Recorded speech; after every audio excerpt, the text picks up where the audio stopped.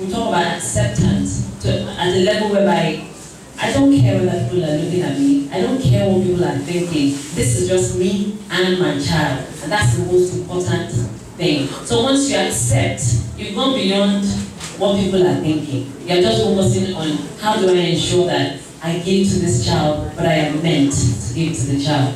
So, the family.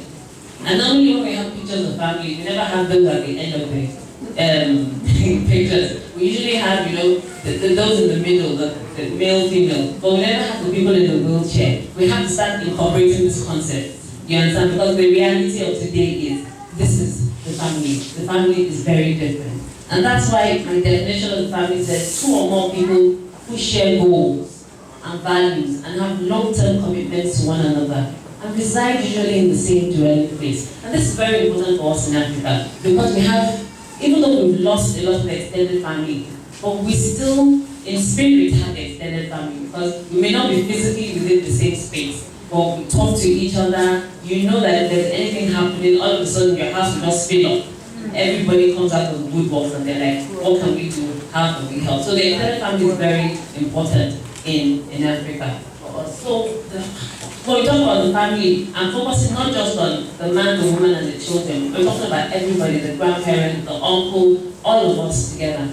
Now the family is the home, and the home is where the human needs are met. And we talk about things like food, we talk about housing, warmth, love, safety, security. No matter where we are, no matter what's happening, we all want to go back home. Because when you get home, you can let your hair down, you can relax, you can be who you are. Nobody's going to judge you. And that's what it should be for a child with CP. The child with CP should feel safe at home, should feel secure, and should feel loved at home. And first and foremost, and not only do we feel that at home, the home is where we get the initial skills, our social skills. We're taught how to interact. We're taught, say good evening.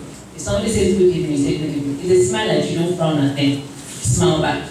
We're taught all the simple skills. We don't know how important those skills are, but we're taught from home. And these are things that we find out that children with CP are not given. We find out people never tell them, if somebody's smiling at you, smile back. Because everybody assumes they won't understand or there's no point.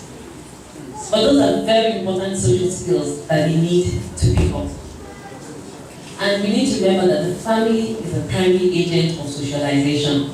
We are wherever you are, your family is a representation of your society. So wherever you want the society to be, you need to start first with your family. Now the family should provide inclusion. The AVM spoke about inclusion. We need to first provide within the family a sense of inclusion. Not just inclusion in the situation whereby, we say, our child has CP and we're taking the child everywhere. It doesn't mean, inclusion doesn't mean you're taking the child everywhere. How are you allowing the child with CP to interact with the siblings? First and foremost. Because I tell parents, you're not going to be here forever. Your children are the ones that will be here. And they need to know that they have to care, they have to love, and they have to provide for their sibling that has CP. So it needs to start from home. The inclusion needs to start from home. If you don't have it inside, you can't give it. Then you need to start respect. The child with CP might be the first child. Irrespective of whether that child has CP.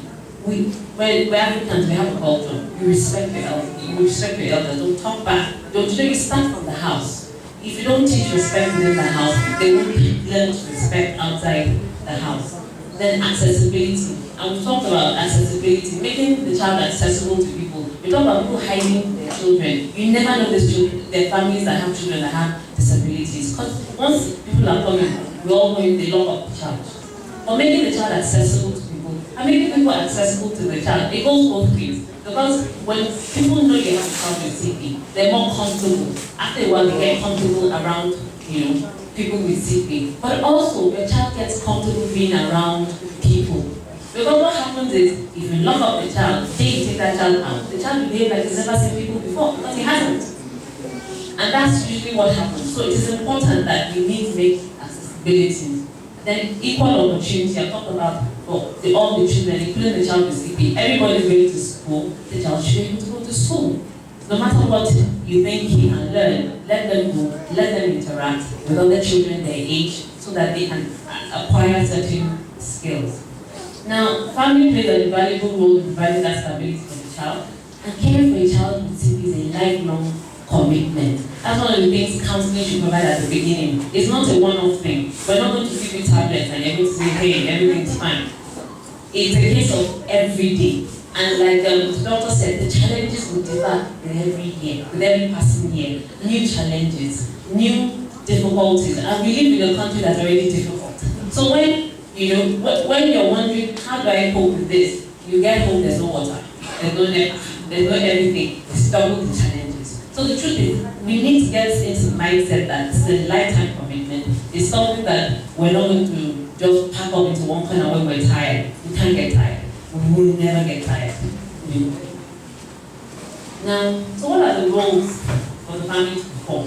One, we said it provide a safe and secure environment. I'm talking about safe and secure environment. You want your child to be mobile within the house. If your child has mobility, then, for example, when I was coming in here, one of my pet peeves I tell people is, we have a lot of buildings that have no wheelchair access. We don't have ramps. We don't have, and I noticed when we were coming that, oh, it has a ramp. But then I got to the lift, and I was wondering how wide the lift was and what kind of wheelchair to be able to access the lift to come upstairs. And like I said, it's my pet peeve. Those kind of things I wonder. So within the house, how do we provide an environment that's safe for the child if the child is on a wheelchair, so that the child doesn't have to wait for the siblings to come and push him around the house. The child can move within the house if possible. Provide home-based care such as physical therapy, speech therapy. A lot of these things are expensive. Let's not kid ourselves. Not everybody. I was quite impressed when you said you had the same physiotherapists for all these years. And I'm like, 17 years, amazing. It's expensive, it is difficult to maintain. So one of the things I try to encourage is whatever the parents can learn while they're with the speech therapist, while we're with the physical therapist, learn it so you can do it for your child at home. I'm not saying that you can be the expert, but there's some little things we can do at home ourselves that it's important we learn as parents. And you teach it to the grandparents, you teach it to the other siblings, so that when you're not at home, other people will be able to do this thing. Then teach the child adequate and appropriate social interaction. I've said it. Hello, when people say hello, say hello. When people, if you can't say hello, smile.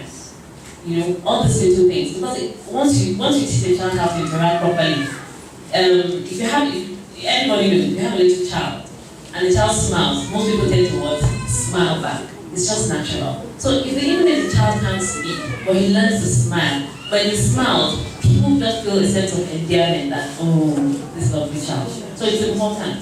Providing an enabling environment for positive adjustment of siblings. It's difficult for the siblings. Let's not kid ourselves. Because the problem is, there's so much focus on this child. Why is it only this child? And so the parents have to create time for the other siblings. They have to create, the doctor talked about special time for the parents. But the parents also have to create special time for all the siblings, so that the sibling gets as much time with the parents as they can get, and then they understand why their parents need to spend so much time with this child, so that they can also start bonding with the child. Providing emotional support, because it is difficult. There's a lot of stigma, there's a lot of discrimination. The child is going to come home on some days crying because some people have called him or her names outside. And he needs that support from home to believe that they're just calling you names because they don't know any better. You educate them, you tell them. Then advocacy, we talk about, that's what we're all doing here. We need to do a lot more advocacy. And when I talk about advocacy, it's not just amongst ourselves, because we do advocacy when we get to the hospital, when we see other parents. How many people that have children with disability go to churches, go to mosques, go to schools? We see people preach in the buses all the time. How many people have stood up and say, hello, my child has a disability in a bus and I'll let you share with you my experience. It is difficult, but it can be done. So we need to get people out there doing more of advocacy and information dissemination. Every opportunity we get, use it as an opportunity. I met a parent who told me every time anybody goes, oh, what's wrong with your child? She loves it. Said because it gives her an opportunity to educate somebody who hasn't met a child that has this condition before. So for her, every opportunity is a blessing to bless somebody with a new information. Then we need to form support groups. And support groups are very important, like AVM said. People have walked this journey, so there's no need for you to walk it alone. People have walked this path. Just follow them, learn from them. What did you do? What went wrong? We all make mistakes. I need to learn from your mistake. And that's the essence of having people ahead of us. So having support groups are very, very important. And let's just look at the stressors for the family. Financial implications, I've talked about it. The financial implication is great. It's not going to stop. If we have the Benolas advocating for the government to support, maybe with time it will ease, but it's not going to stop. Then we have lack of social support. We talk about the fact that the graduates who have disabilities can't get jobs because of stigma. And even when they do get the jobs, because of the environment, they might not be able to work. There's no transportation, they can't get to the location on their own. You have situations where we had a boy who was abandoned in LUTH, and he was in a wheelchair. And when he finished primary 3, he needed to go to primary 4. Primary 4 was upstairs. The school asked him to repeat because they couldn't get anybody to take him upstairs. So we approached the school and said, you know what, bring primary 4 downstairs. It's no big deal. And the school refused. The following year, he repeated primary 3. The following year, they asked him to repeat again. And it was at this point in time where we're like, it's okay, there's no point. Because it was killing the boy. You're not failing, but they're just asking you to repeat, not due to any fault of your own. And that was also about, even within the environment, we're not doing enough as people. We wouldn't have taken them anything. I'd like to thank them, Atuda, the school is really great. Atuda, when we reached out to them, they come and pick him up from the hospital and take him to school every day. You understand? So it's important that we realize that there's still a lot of stigma, there's still a lot of discrimination, and there's an uphill battle for people that have disabilities. Then we have inadequate counseling to prepare them. We talked about the more counseling for healthcare providers. The doctor talked about the fact that some healthcare providers didn't recognize CP, and these children, the children were left to run that on their own. It's because healthcare providers themselves don't have adequate information, unless